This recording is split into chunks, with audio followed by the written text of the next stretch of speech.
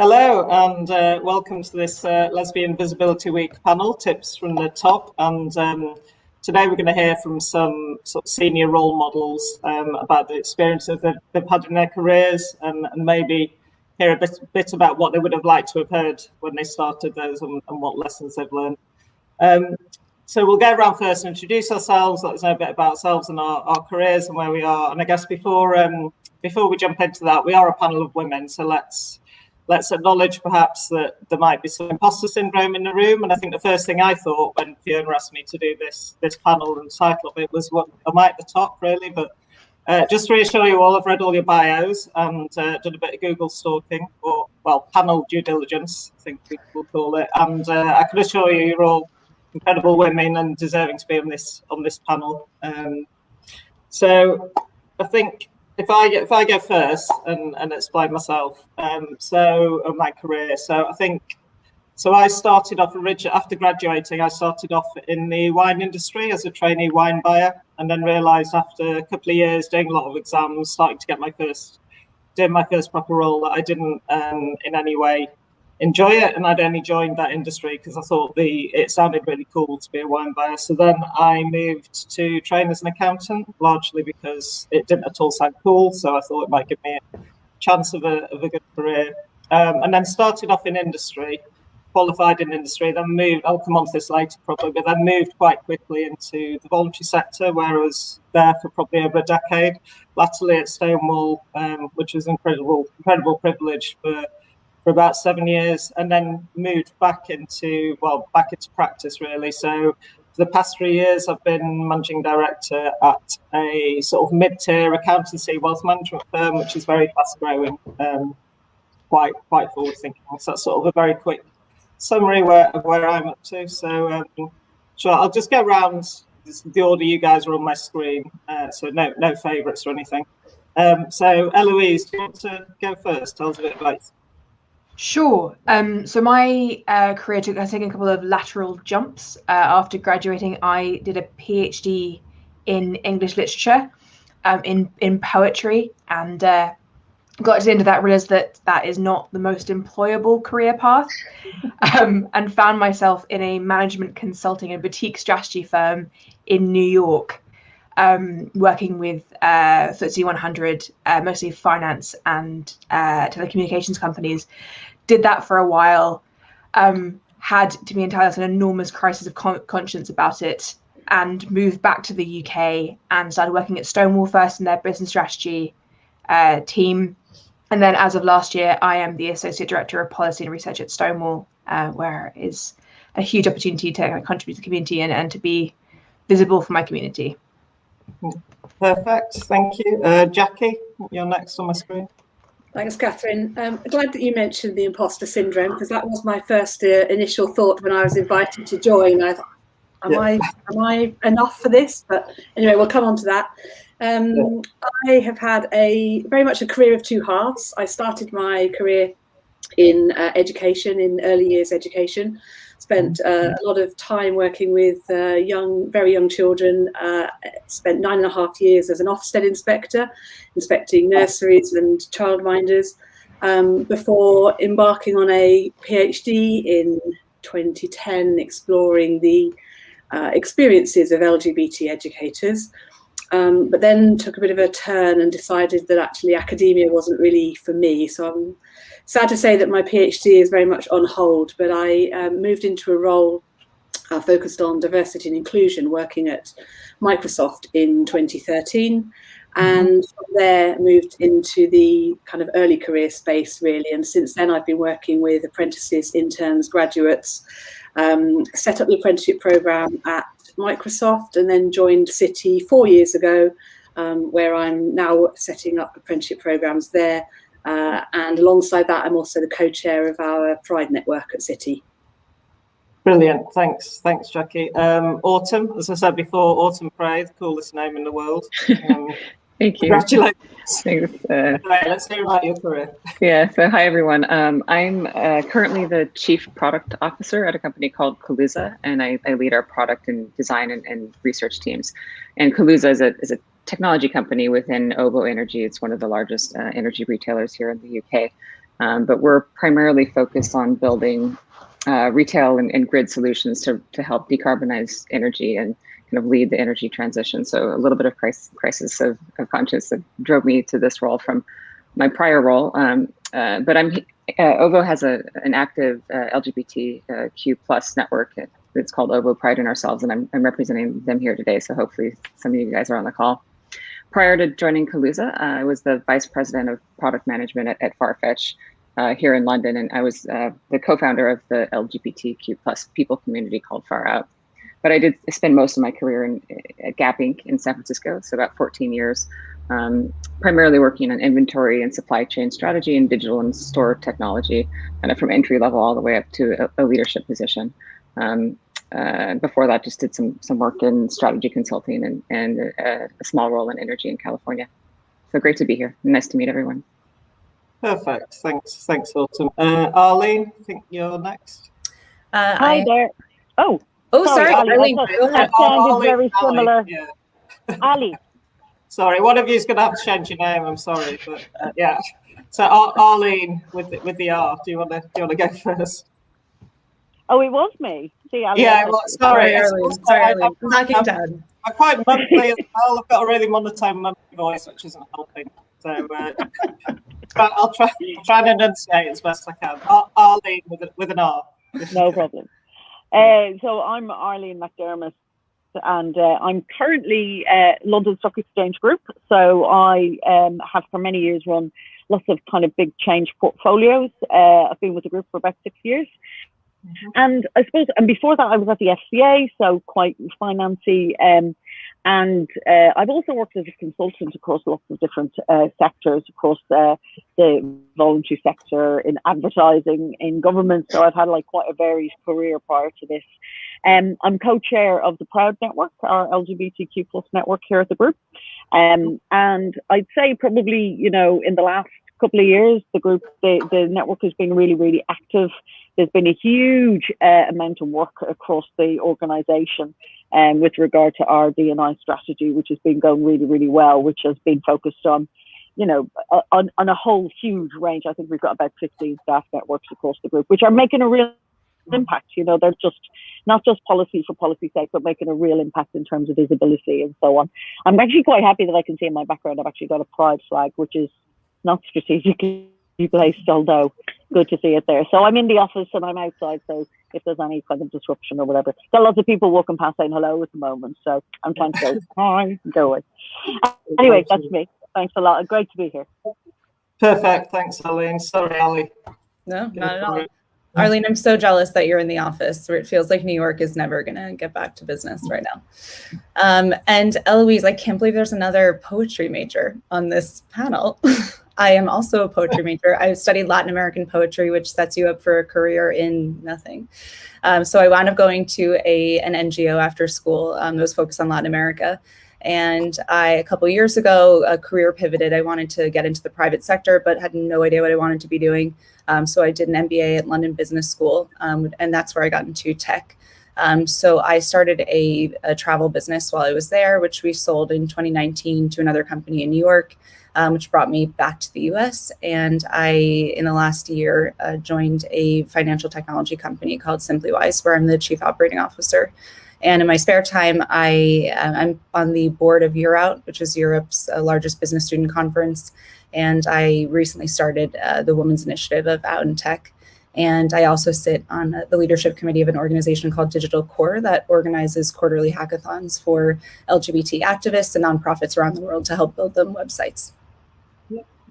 Perfect, thanks. That's really helpful. I think we've got a good range of sort of industries here as well. It's interesting. Quite a few of you mentioned network groups and some of the other wider support networks. So it'll be interesting to touch on those a bit later. But I think before we go into anything else, it'd be good just to sort of get an idea of what we mean by lesbian visibility and what that means to you guys personally. So I'll do a weird thing and start going around people, but maybe I'll start free flowing a bit soon. So if anyone wants to jump in, but Eloise, do you want to go first? And just what lesbian visibility sort of means to you? Of course, I think a lot about the ways in which As a young queer person, as someone who looks like me, I never saw anyone who looked anything like me anywhere growing up. I didn't see them on TV. I didn't see them in business. I didn't see them in my personal life. And obviously, I'm very fortunate to now work at Stonewall, which is, I think, 85% LGBTQ. So it's an exceptional environment to be in. But until I worked at Stonewall, I had never worked knowingly with another out lesbian. I'd never been in a room, in a meeting, in any context. And I think that the opportunity to be that person, the first person that someone sees, this person that a young person sees and goes, oh, I can grow up to be that person, and I can be successful, and I can be who I am, and I can be uncompromising in that and still succeed, is hugely important to me in everything that I do. Perfect. Thanks. So, Jackie? Yeah, I'll jump in if I may, because I sort of feel much the same, really. I think again, I didn't grow up seeing any role models. I didn't knowingly meet any LGBTQ plus people, and it was really a couple of years back when I was working with graduates and interns really closely that there was a piece of research released at the time which suggested that up to 62% of graduates went back into the closet when they joined their first organisation. And this really kind of pulled me up and made me kind of think about the fact that the reason that I probably started my career very much closeted was because I just hadn't seen anybody at all. And I recognised that actually I felt as if I perhaps had a role to play really in maybe being that person for somebody else. So I immediately became very, very visible and vocal, and got heavily involved in our network, and made a point essentially of kind of referencing myself and my sexuality, talking about my wife, and being as you said, Eloise, kind of unapologetic about it, but hopefully kind of showing kind of more junior talent that there was a place for them in the workplace, and that it was absolutely fine to come as yourself, come as you are, be out, be proud of who you are, and do great things. And that's what kind of really motivated me.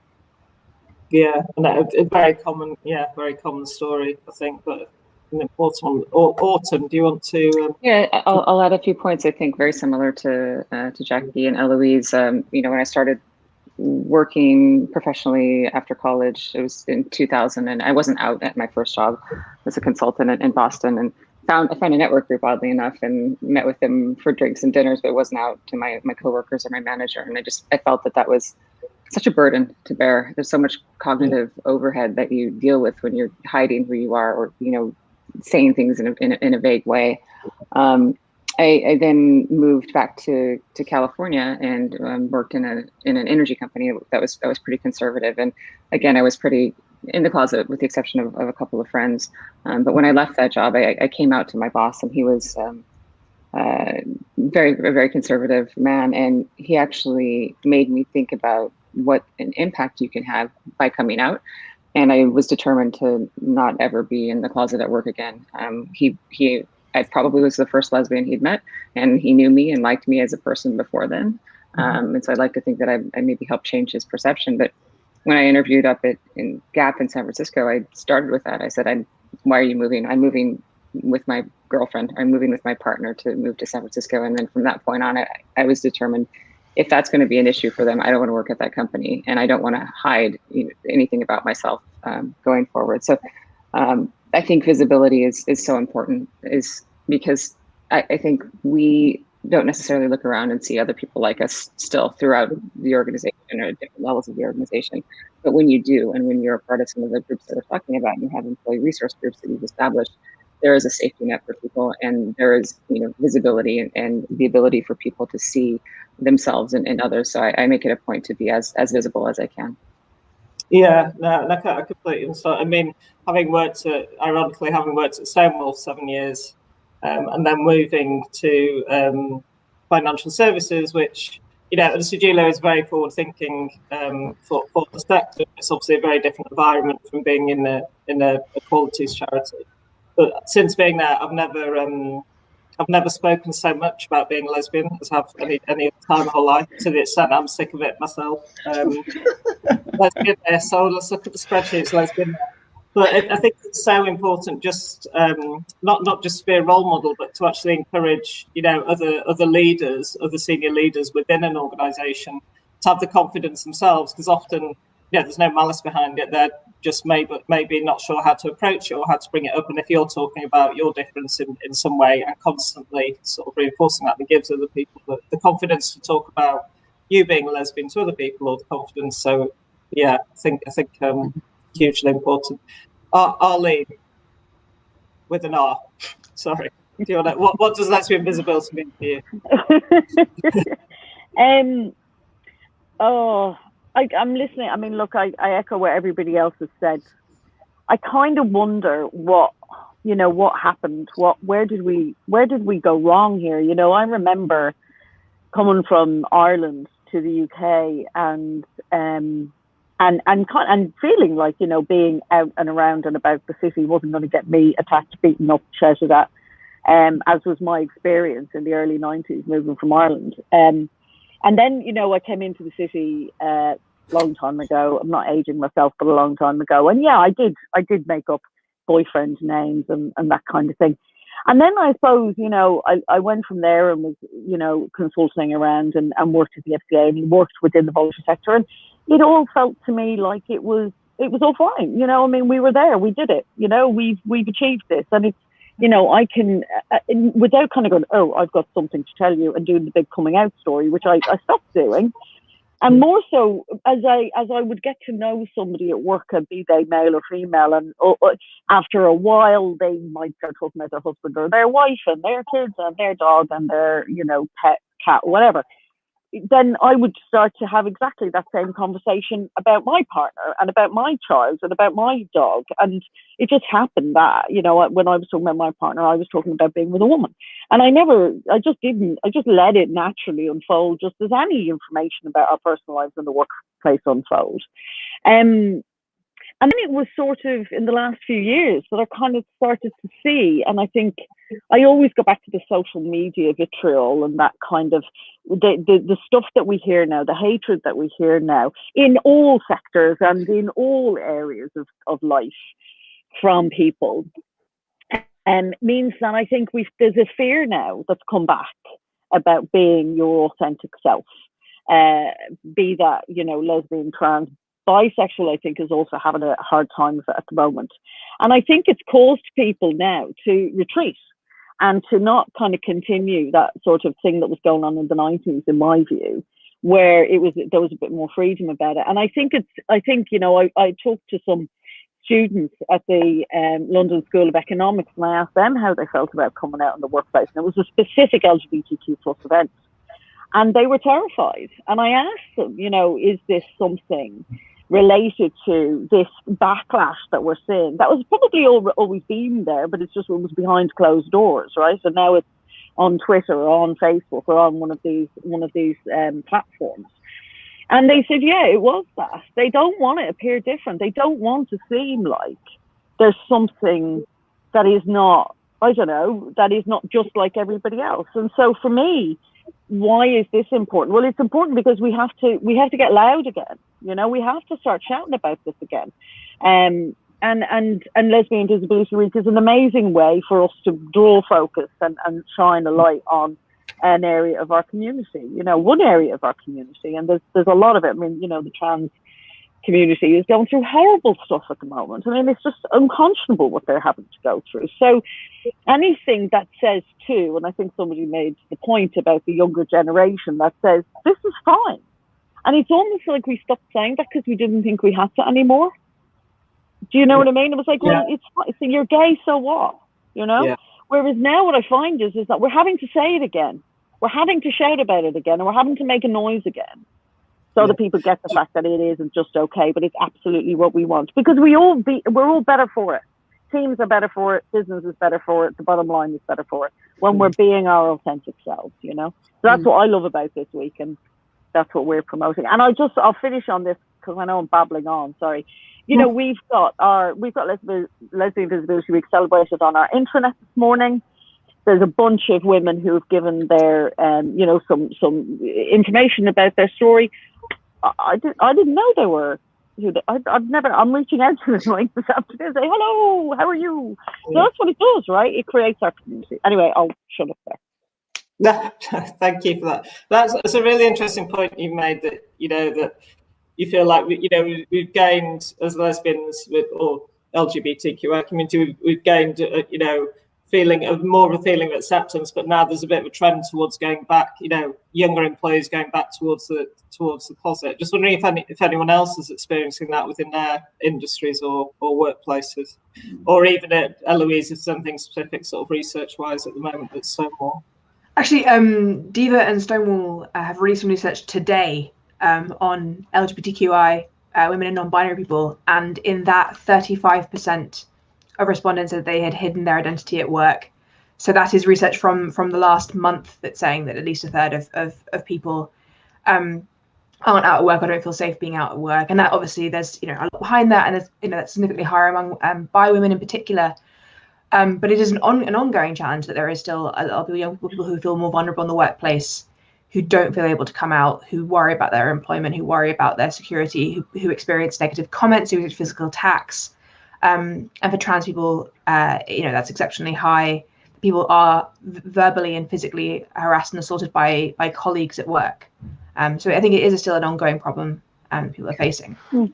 Yeah, just adding to that, there was a recent Pride in Energy survey that said that in the energy industry, 1/3 of people have witnessed or experienced LGBTQ plus discrimination, and that only 58% of people are fully out in the workplace. So that definitely speaks to us having quite a long ways to go. And I think something that can be missing when we have these conversations is most of us are in relatively cosmopolitan areas, big cities. And I came from San Francisco, we're in London now. We represent a fraction of our community, and people outside of these areas are definitely feeling the brunt of it even more. And I've worked in international companies for the past, 20 years, and we've had offices in Dubai and Moscow and, the middle of America or the middle of the UK. And that's, I think, the other motivating factor for me in participating in groups and having visibility is to represent the company and represent the fact that you can look up within the place that you're working and see visibility, even if you're not in the center. Because I do know it's a lot harder, and experienced that really firsthand with my colleagues in Portugal back at Farfetch, and their sort of struggle to create the group and get support and get momentum for building out their group there.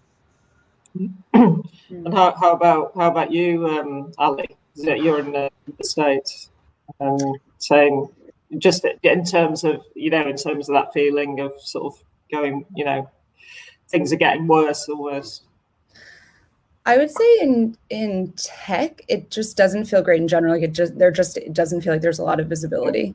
And I, ever since getting into this sector, I actually was complaining to a mentor of mine when I first got into tech, saying where are all of the lesbian executives in this space? Like how am I supposed to find a role model? How am I supposed to find my own mentor in this industry? And he said to me, Ali, what the hell are you talking about? You were offered a chance to speak on a panel recently. And I said, yeah, but I don't, who am I? I'm not a big technology executive. I'm not a Fortune 100 executive. And I hate public speaking. So I'm not going to be the voice of the lesbian community. And he was like, but every time that you are given a platform to speak, or that you are empowered to speak, or every time you are given a platform or that you are empowered to come out, you are doing that for your community, and you recognize that you are empowering other people in your community. And I feel very aware of that. And so now I accept every opportunity to speak. I also, like all of you, I was not out before in my career, and I made a decision that I would be out in every workplace and every meeting, that I would, drop organizations that I was affiliated with, or that I have a wife. But it was a conscious effort, and I will say that it does feel in the, particularly in the tech industry, and especially in financial technology, that it is hard to find role models at the top. Yeah, definitely. And just, I guess, for everyone personally, how do you think that transition to being your authentic place in the workplace has affected your well-being and your happiness? I guess, Jackie, it'd be good for you to pick that one up. I don't think I can even make the comparison. When I look back on the version of me prior to being out at work and compare that with me now, I think it's it's extraordinary to kind of look at the difference. I always kind of describe the kind of the editing that we have often done when we've been closeted as it's sort of feeling like short circuits going off in your brain all the time, you know, kind of catch what you say and edit the words, and using Monday morning pronouns to make sure you don't kind of let slip who you spent the weekend with, or that, you know, that is exhausting. You know, the amount of kind of cognitive energy that is tied up in trying to kind of do that is just phenomenal. And I also felt very sad that I was kind of not acknowledging not just an important part of my identity, but an important part of my life. You know, I've been with my now wife, then partner, for over 20 years, and, you know, have this phenomenal relationship that I'm deeply proud of, and an amazing family. I have fabulous stepchildren. My 5th granddaughter arrived last week. You know, I have all this stuff in my life that I kind of want people to know about and to see and to kind of share the joy. And I look back and I feel as if I was kind of a bit of an empty shell, really. I was kind of existing. I was doing okay, but there's just no comparison, really. And I think the thing that I've learned as well that I would encourage anyone to kind of think about is that all that time I was hiding stuff about myself, although people might not necessarily have understood what it was I was holding back, I do believe that people are acutely aware when you're hiding something about yourself, and it forms a barrier, in my opinion, and it really impinges on your ability to kind of build trust with people and deep relationships. And actually in the workplace, we do a lot of work on trust. You know, we like to know that the people we're working with are kind of good people and trustworthy and so forth, and business is based on that. And if you are hiding stuff and holding that stuff back, I just think that people, they sense it. They might not know quite what, but they sense something is not quite right. And I think that has a ripple effect. So I am definitely better for being out at work. Right. Anyone else? I mean, I expect we've all got positive experiences, but anyone else want to chip in there? I think that's I totally related to what you were saying, Jackie. I think that's all really, really accurate. I think the one thing that I don't want to diminish, or maybe it's a personal experience that I have, is that I don't think I've ever fully lost a little bit of that vulnerability and fear of coming out. And because of what it was like 20, 25 years ago, those first instances, negative reactions you've had, discrimination, harassment, that still happens today. So I think it is still an active thing, even if I lead with it, even if I talk about my partner and, you know, what we did on the weekend. In certain situations, I still feel that creeping in, and there's some fear there. There's some hesitancy sometimes. It's just something that I'm aware of, and I try to manage, but it hasn't fully gone away. So I think there's still a bit of vulnerability and fear, and I think a lot of people still experience that. Yeah, sorry to jump in. I was going to say that I wonder if some of that this is kind of my own reflection, I suppose. I think that there's a distinct difference between being out and coming out, and coming out is not a one-time event. You know, you don't just do it once and then it's done. So I completely understand what you mean about that kind of, you know, all the legacy that sort of hangs around in the background. Although I try to be as out as I possibly can, it's never going to stop the fact that the moment someone sees a ring on my wedding finger, they want to assume that I have a husband, and they want to ask me what he does. And then you have to kind of start the conversation all over again. So I think it's just that sort of difference between coming out and being out, and there's a bit of a nuance there. Yeah, it's a very good point, and not everyone comes out and then it's perfect. I mean, I think reflecting back, so this is going back nearly 20 years now, but one of my very first jobs in a small sort of financial services company. So I was the sort of junior finance manager, I guess, but I used to do a lot of numbers that needed to be taken along to a lot of investor meetings or to boards. So the CEO of that company used to, and I was out at work at the time, the CEO, sort of by accident really, but I was out. The CEO of the company used to take me along to these meetings, not, you know, these very senior meetings, all, you know, older straight white men. And I was only there to sort of do the admin and go through this big stack of numbers. But he would always introduce me at the beginning of that by saying, guess what? Catherine's a lesbian. And bearing in mind then I was probably a lot, my aesthetic was a lot more heteronormative, I would guess. I didn't have the sort of lesbian Tintin haircut I have now, which is quite an easy signifier. And he would be saying that in the manner to mean, he would essentially be saying, guess what? Catherine here sleeps with other women. Why don't we all just take a moment to think about that? And and then people would ask about it. And I in no way had the confidence then to say, dude, this is not all right. And I was absolutely, I just sit there and laugh along with it. And I think I look back now at my younger self and I'm like, what the hell were you doing there, sitting there, taking that? And I don't think that's necessarily because it was nearly 20 years ago and things have moved on. I think it's just having that confidence. So I had a horrific, I was miserable. I had a very bad experience there, although not appreciating how miserable it was making me, because you just sort of go along. So this is the way it is. I just laugh along to get along with it. So that was what prompted me to move into the voluntary sector and almost restart my career. But even then, in my first job in the voluntary sector, I went straight back in the closet because I'd lost that confidence, and it does take a long time to build it up, get to that place. Sorry, I can really echo that. I actually have been out throughout my career, mostly because I don't have a lot of option about being out. People can usually spot it. And in my old role, as I said, I used to work in management consulting. We worked a lot in the Deep South. We worked a lot in Texas, in Virginia, in South Carolina. And I would come along and, my bosses and my work environment were incredibly accepting and supportive, but I was in Texas in 2016, which is not necessarily a place where you want to be a visibly queer person.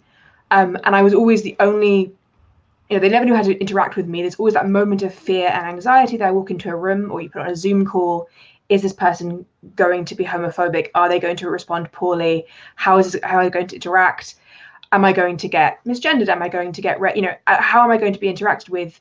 And that is always part of the thinking. And I remember actually speaking to the partners in my old work and saying, I actually don't feel entirely comfortable traveling to these places because I don't feel safe. And I was very, very fortunate. They were very supportive of me, but that was something that they had never thought about or faced. The idea that someone might be experiencing prejudice such that they might not feel safe going to certain kinds of meetings, and potentially losing opportunities in my professional progression because of that, because I wasn't entirely sure that I was safe in the Deep South traveling to and from a meeting, even if I was safe in the meeting. Yeah. Anyone else on that wants to comment about sort of on the journey and how it's affected their well-being in coming out before we move on? The only thing I would add is that, back to what Autumn said earlier about, we are all in, in metropolitan cities, you all are in London, I'm in New York, but even in parts of our country, and we're I'm a cis white woman, but there are different parts of the country, there are different sectors, being a different race, it is so different to come out. So it feels like where I am in my career right now, it feels like such a great luxury to come out. And it felt so good for me to be, to have that on my resume, to put something on my LinkedIn profile. It felt like I was finally taking back control, but I recognize that is a luxury. And that not everyone can have that. It's not necessarily about having the courage. It's not an option. Sometimes it can be dangerous.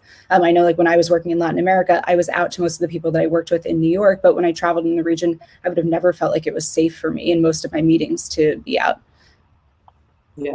No, I think that's a really important point to acknowledge, Ali, that it's very, we're all here in a certain place of privilege, and personally thinking about the challenges I've had, and this panel's called the double glazed glass ceiling, but I feel almost that my white middle class privilege has probably overcome a lot of the challenges I've had, particularly in the voluntary sector, and I've often worked for on the double glaze bit. I've often had a lot. I nearly said I've often had a lot of women on top of me, but what I mean is that's a different panel. That one's the one that's after 9 p.m. That's just a joke, though. If in case anyone's listening to this and starting to try and Google Lesbian Visibility Week late, it's not a thing, but maybe something to consider for next year. But sorry. Anyway, coming back, I'm not sure I was now. So I think it is an important thing to acknowledge. Thanks, Ali. And I think you do hear the phrase a lot as well. Coming out at work isn't isn't a big deal. You know, it's 21st century, it's not a big deal. And that's often the sorts of organisations which we're all in, which is almost in itself one of the challenges we have, is that people aren't aware. You know, people just aren't aware. So I'm wondering how anyone thinks we should respond to that, which hear all the time. Jackie? Well, I was just going to say that one way to respond is to, this sounds like I've been paid to make this plug, and I haven't, but, you know, one way is to kind of reference the survey that's been launched today. You know, the results of the DIVA survey just go to show once again, same as last year, that there are still a huge amount of people who are not out in the workplace. There's also a ton of research done by Stonewall every kind of couple of years that also indicates that there's far too many people who are not out in the workplace, or even worse than that, are still facing discrimination in the workplace and having a terrible time. So to anybody that says, oh, it's easy in the 21st century and surely why are we still talking about this? That's the first thing that I would point to. I also take the opportunity to explain how few out people we have within large organizations. You know, there's a handful of people who are willing to be out, and, you know, that does beg the question why. So I don't think that it's as straightforward as people you know, perhaps like to think, and I think it's important to kind of still remind people of the challenges and the discrimination and the homophobia, biphobia and transphobia that people face. Yeah, absolutely. Has anyone else got any good sort of riposte almost to that? Yeah, I think and apologies for my Annika Rice moment there, but it was getting a bit busy behind me, so I moved. I think you know, you're right. It's being out in the workplace, we know is as I said earlier, is something that is unbelievably good for business. You know, it's unbelievably good for people, and when and I think, you know, how easy is it to come out will very much depend, I think, for lots of people on how much they feel they belong in an organization, right? So, you know, that you walk through the doors of a new organization. Do I see me? Somebody, I think also you mentioned seeing you in your frame of reference. Do I see me being reflected back? And that's kind of why, you know, I think the importance of saying it is so huge. Like, you know, I often talk about the fact that, you know, I come back to the kind of network stuff that we do. It's not natural for people to walk around an office and say, I'm fine with people being gay. I'm fine with people being gay. Are you gay? If you're not gay, it's fine. But if you are, I'm cool. That's not a natural thing to do, right? So by having these platforms, what we're essentially saying is, we're giving people, our allies, a platform where they can show their support for the community, you know, and also demonstrating to colleagues who are part of the community that they are fully accepted and fully belong within the organization. So I kind of feel like it's almost like I want to kind of take away the coming out problem and say, here it is. You know, it's fine. Because I actually, maybe I'm naive, and you'll all probably shout me and tell me I am being naive, but you know, it never dawned on me for a moment that my organization wouldn't accept me, ever. It never dawned on me that anybody would have a problem with me being gay. It just didn't. And maybe I was an idiot, but it just didn't. So I always just cracked on with my life and my career on that basis. And I've had very, very senior people ask me what my husband does, and I've corrected them and said, well, actually my partner is, blah, blah, blah. You know, I just kind of go, so my question really, I suppose, always is it that we perceive that it's not okay, or is it not okay? And I'm slightly parking the discrimination and the overt homophobia here a little bit and coming back to center a bit. And are we actually saying to our lesbian community, don't be afraid, it's going to be okay?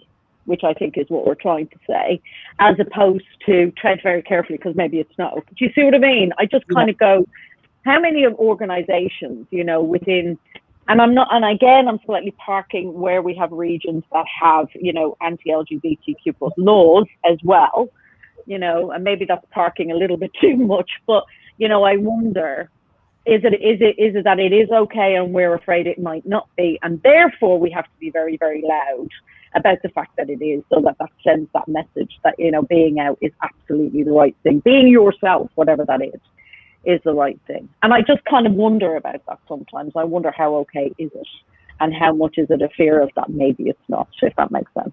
Yeah, and you mentioned there, Arlene, the network group, and the impact that has. And I know from working at Stonewall as well so long, the impact of network groups and other similar initiatives is massive and hugely important. It'd be good to hear from anyone else who's been involved in their network groups.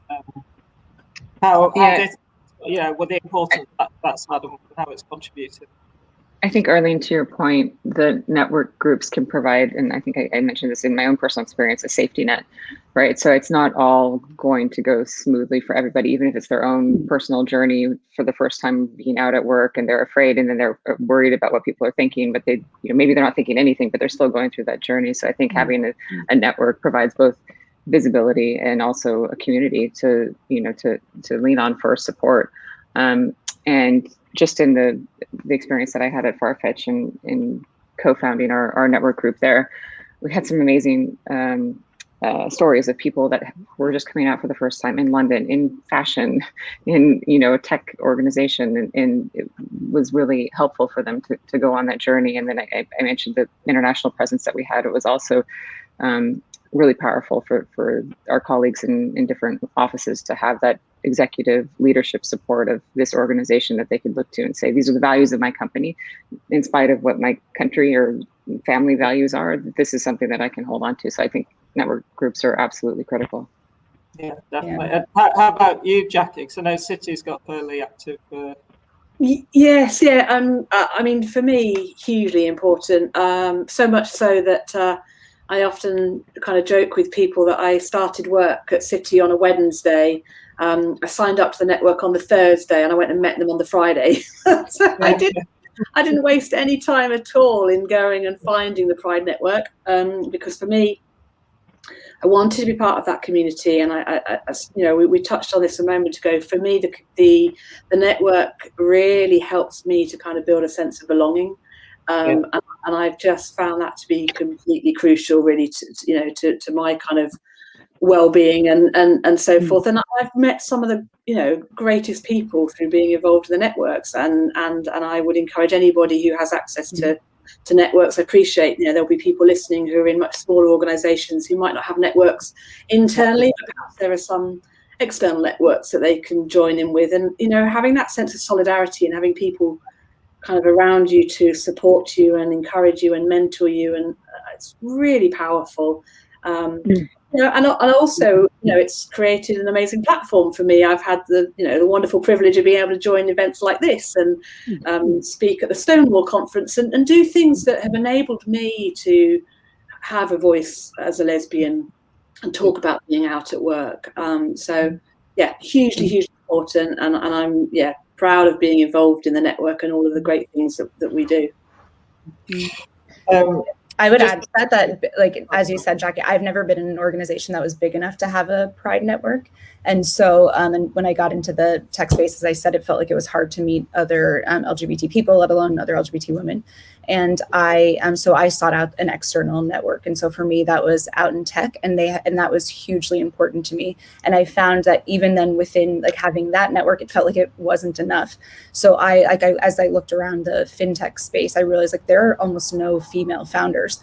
So I spent about 6 months looking for like fintech female founders groups, couldn't really find much. And so a friend of mine and I started it, and it is a very small group by default, but we have a Slack group, we do a monthly support group call, and it has been like one of the game changers for me of being in this role. Just one thing to add. I think this is true both if you're an organization that's large enough to have a Pride network or a resource group, or if you're in a small organization. One of the reasons that organizations don't make accommodations, they don't update their policies, they don't design workspaces that suit everyone, is they can convince themselves that there's no one who needs it. So if you are out at work and if you're visible at work, you are putting pressure on your organization and on leadership to accommodate you. And the more people who are out, the more that becomes self-evidently a need that they have to accommodate. I think that's something that's worth there's both the support element, but also you will make your workplace better for you and for the people around you. Mm-hmm.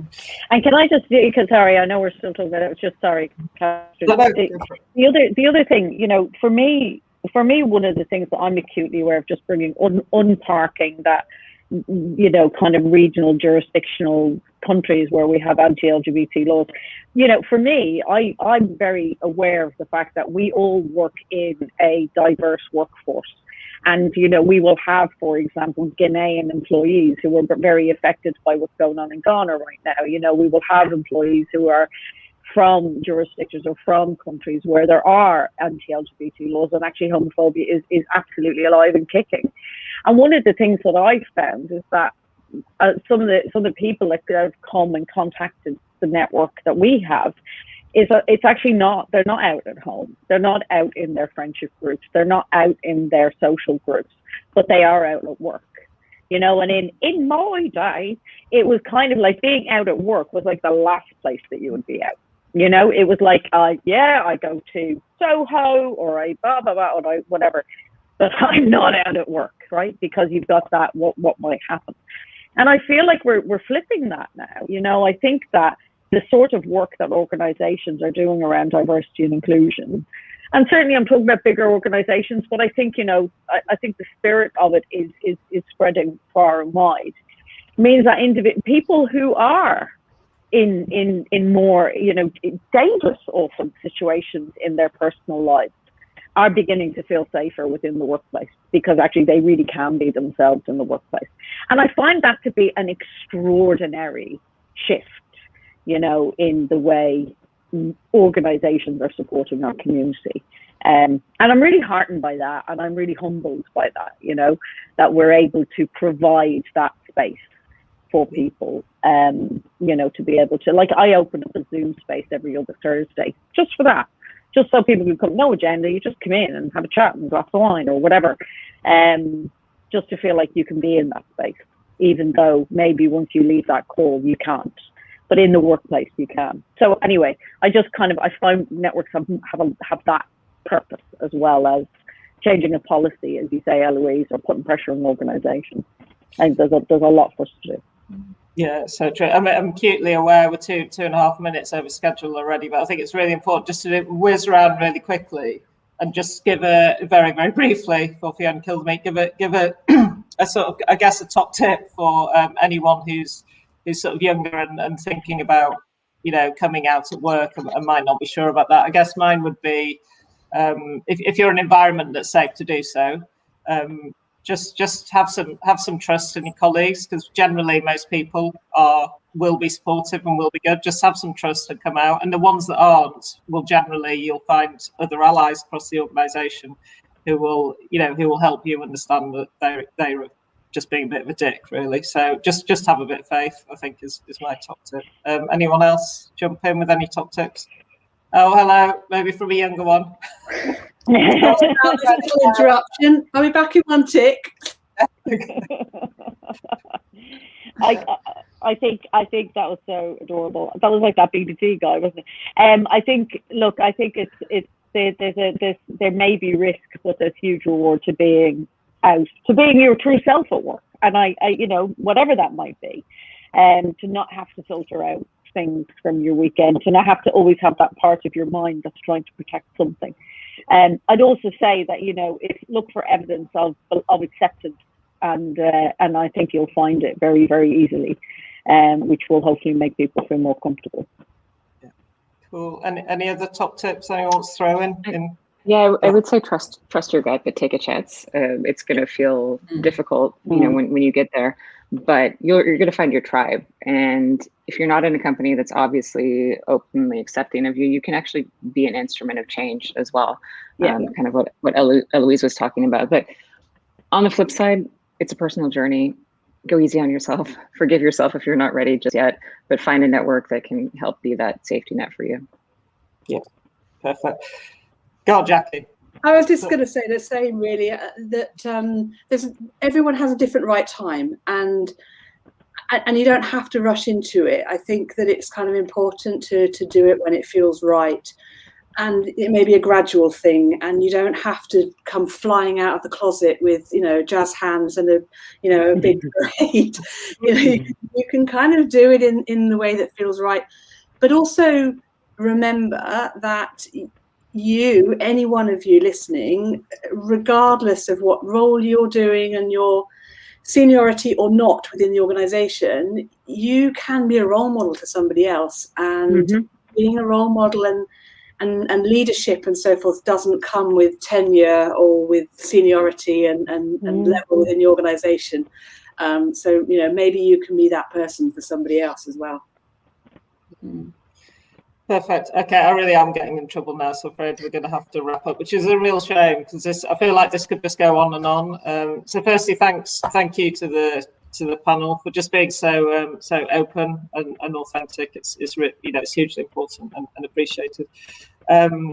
Thanks also to, of course, to Diva and Stonewall for bringing lesbian visibility with us, along with all our important sponsors as well. But thanks, and enjoy the rest of your Monday. See you later, guys. Bye-bye. Bye. Thank you.